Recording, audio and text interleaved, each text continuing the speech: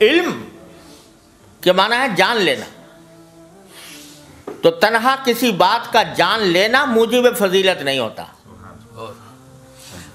صرف جان لینا کوئی موجب فضیلت نہیں۔ جاننے والا تو شیطان بھی تھا، ابلیس بھی تھا، اور فرمایا کہ اتنا جاننے والا تھا، اتنا علم اس کے پاس تھا کہ امام راضی کو بھی جاتے جاتے شکست دے گیا۔ واقعہ سنا ہوگا، جاتے جاتے امام راضی کو جیسے انسان کو بھی شکست دے گیا۔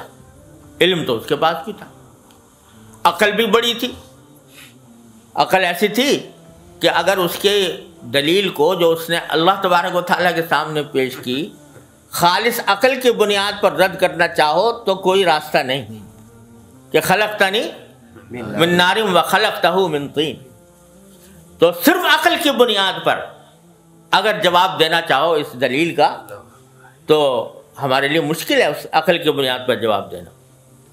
تو عقل بھی بہت تھی، علم بھی بہت تھا، بلکہ حضرت تھانوی رحمۃ اللہ علیہ فرماتے ہیں کہ 4 عین تھے اس کے اندر۔ عالم بڑا تھا، عین عالم کا، اور عاقل بڑا تھا کہ دلیل ایسی پیش کر دی، اور فرمایا عابد بڑا تھا، کیونکہ روایات میں ہے کہ پہلے عبادت بھی بہت کرتا تھا۔ تو عالم بھی تھا، عاقل بھی تھا، عابد بھی تھا۔ فرمایا چوتھے عین کی کمی تھی کہ عاشق نہیں تھا۔ اگر عشق ہوتا تو پھر یہ نہ کہتا کہ خلقتنی من نار و خلقتہ من طین، تو میرا خالق ہے، تو مجھے جو حکم دے رہا ہے، میرا کام تو یہ ہے کہ اس کے آگے سر جھکا دوں۔ تو عالم تھا، عابد تھا، عاقل تھا، مگر عاشق نہیں تھا۔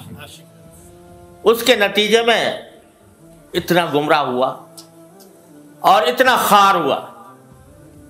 تو علم تنہا جان لینا یہ کافی نہیں، فضیلت کا معیار نہیں، اور اگر یہ ہوتا تو شبریف بھی بڑا ہوتا۔ علم کے لحاظ سے آپ دیکھ لو، یونیورسٹیاں یہاں پر بھی ہیں، اسلامک اسٹڈیز کے شعبے اس میں جو قائم ہیں، اور امریکہ میں بھی قائم ہے۔ مستشرقین اس کے اندر جو کچھ تحقیقات لکھ رہے ہیں، جن کتابوں کے حوالے دیتے ہیں، بعض اوقات ہمارے اچھے اچھے علماء کو بھی ان کتابوں کا پتہ نہیں ہوتا، ایسے ایسے مقالات لکھے جائیں۔ علم ہے موجود، تو تنہا علم کافی نہیں، بلکہ جس چیز کو حاصل کرنا ہے، فرمایا لِيَتَفَقَّهُوا فِي الدِّينِ، دین کی سمجھ حاصل کرنا۔ وہ دین کی سمجھ محض کتاب سے نہیں آتی، محض علم سے نہیں آتی، وہ دین کی سمجھ رکھنے والے کی صحبت سے آتی ہے۔ وہ جس کے پاس دین کی سمجھ ہو، وہ سمجھ کیا ہے؟ وہ سمجھ یہ ہے کہ کس وقت میرے دین کا مجھ سے کیا مطالبہ ہے، کس وقت دین کا کیا مطالبہ ہے۔ اس وقت وہ جو متقاضا اور جو مطالبہ ہوتا ہے، اس تقاضے اور مطالبے پر عمل کرنے کا نام ہے تفقہ فی الدین۔ حضرت حکیم الامت مولانا تھانوی رحمۃ اللہ کے زمانے میں ایک بستی تھی جہاں پر ارتداد کا فتنہ پھیلا ہوا تھا، زبردست ارتداد، لوگ مرتد ہو رہے تھے۔ تو وہاں کچھ لوگ تھے کہ جو ابھی مرتد کھلم کھلا نہیں ہوئے تھے، مگر انہوں نے کافروں کی سی باتیں شروع کر دی تھیں۔ تو حضرت وہاں تشریف لے گئے ان مسلمانوں کے پاس جو ابھی تک مسلمان تھے، مرتد نہیں ہوئے تھے۔ ان سے کہا بھائی تو ہم نے سنا ہے تم لوگ، وہ شدھی کی تحریک چل رہی تھی، تم شدھی کی تحریک کے اس میں اسلام چھوڑ رہے ہو؟ تو نہ جی نہ، ہم تو مسلمان ہیں۔ انہوں نے جواب میں کہا نا، ہم تو مسلمان ہیں، ہم تو تعزیہ اٹھاویں، ہم تو تعزیہ اٹھاویں،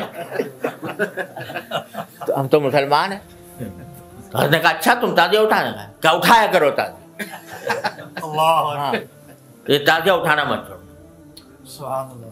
اب بظاہر تو تعزیہ اٹھانے کا فرمانا کہ بھئی تعزیہ اٹھایا کرو، یہ بدعت کہو، اس کو رسم کہو، جو کچھ کہو، اس کا جواز نہیں، لیکن فرمایا کہ اس وقت کفر اور اسلام کی علامت بن گیا ہے یہ.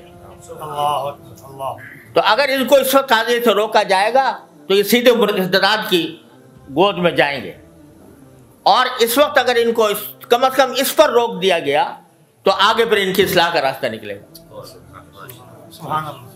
تو یہ ہے علم میں اور تفقہ فی الدین میں فرق، کہ کس موقع پر دین کا کیا تقاضا ہے اور دین کا کس چیز میں فائدہ ہے، تو اس بات کو اختیار کرنا یہ تفقہ فی الدین ہے.